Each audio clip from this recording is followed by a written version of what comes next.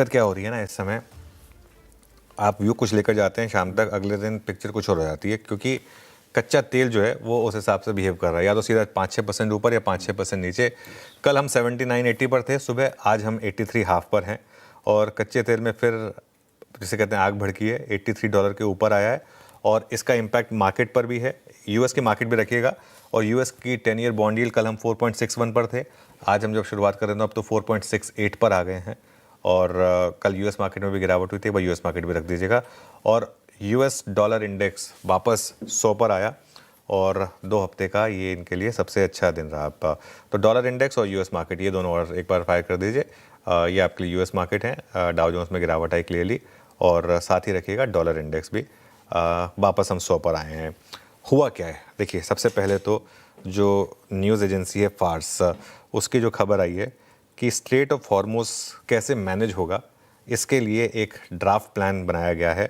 इस draft plan में कहा गया है कि यूएस और इज़राइल के जहाज़ जो हैं वो नहीं आ जा पाएंगे।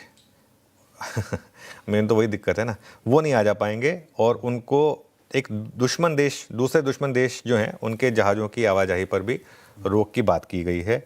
इजरायली सेना के जहाज़ों को भी यहाँ से गुजरने की मंजूरी नहीं होगी, ये ड्राफ्ट ध्यान रखिएगा। और इजराइल के कार्गो वाले जहाज़ पर भी रोक का प्रस्ताव है। अब ऑब्वियसली इजराइल और यूएस थोड़ा ना इसको मानने वाले हैं बेसिकली, ठीक है। AOR एक्सेस ऑफ रेजिस्टेंस के खिलाफ कार्यवाही में शामिल जहाज़ों पर भी रोक लगाई गई है। क्या था ये एक्सेस ऑफ रेजिस्टेंस? ये जो यूएस और इजराइल का जो विरोध कर रहे हैं, वो जो ग्रुप है जिसमें काफ़ी ऐसे ग्रुप्स हैं जिनको काफ़ी लोग टेरर ऑर्गेनाइजेशन मानते हैं, जैसे कि हिजबुल्ला है और हमास है। हमास तो ऑब्वियसली एक टेरर ऑर्गेनाइजेशन है, लेकिन उसके अलावा भी अगर आप देखें तो बाकी जो ऑर्गेनाइजेशंस हैं वो इसमें बेसिकली शामिल है। तो ये एक इनका ड्राफ्ट प्लान है, और जब तक ईरान को जो लॉस हुआ है, वो कितने की बात हुई थी, आई थिंक $85 बिलियन ऐसे कुछ बात हुई थी ना, जब तक वो लॉस कॉम्पनसेट नहीं होगा तब तक रोक लगी रहेगी, ये बात हो रही है। और state of Hormuz, Persian gulf, इनसे गुजरने की मंजूरी नहीं मिलेगी, और अगर आपने नियम तोड़ा तो 20% तक आपको जुर्माना देना होगा। ये लाइन इंपॉर्टेंट है, ये रखिएगा जरा, 20% तक आपको रुकना होगा। एक बार रख दीजिए वापस जरा कच्चा तेल स्क्रीन पर। और हमारे लिए सबसे इंपॉर्टेंट यही है, आज हम शुरुआत इससे कर रहे हैं आशीष, क्योंकि आज ये वाकई में सबसे बड़ा फैक्टर है मार्केट के लिए।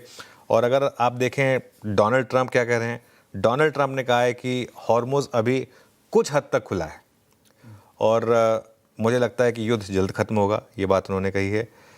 ये भी कहा है कि मैं ईरान से सीधी बातचीत में शामिल हूँ, सब ठीक लग रहा है, सब ठीक चल रहा है, रादर जल्दी ईरान के साथ कोई समझौता हो सकता है।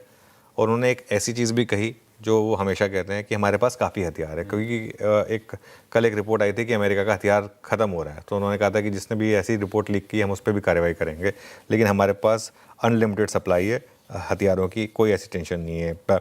ईरान के जो स्पीकर हैं उन्होंने क्या कहा, उन्होंने कहा कि धौंस जमाना, वादे तोड़ना, फेक न्यूज़ का यूज़ करना, ये सब आप पहले भी कर चुके हैं, आगे भी करते रहें, हमें कुछ फ़र्क नहीं पड़ता। लेकिन मेन चीज़ क्या है कि वापस थोड़ी सी गहमा गहमी हुई है।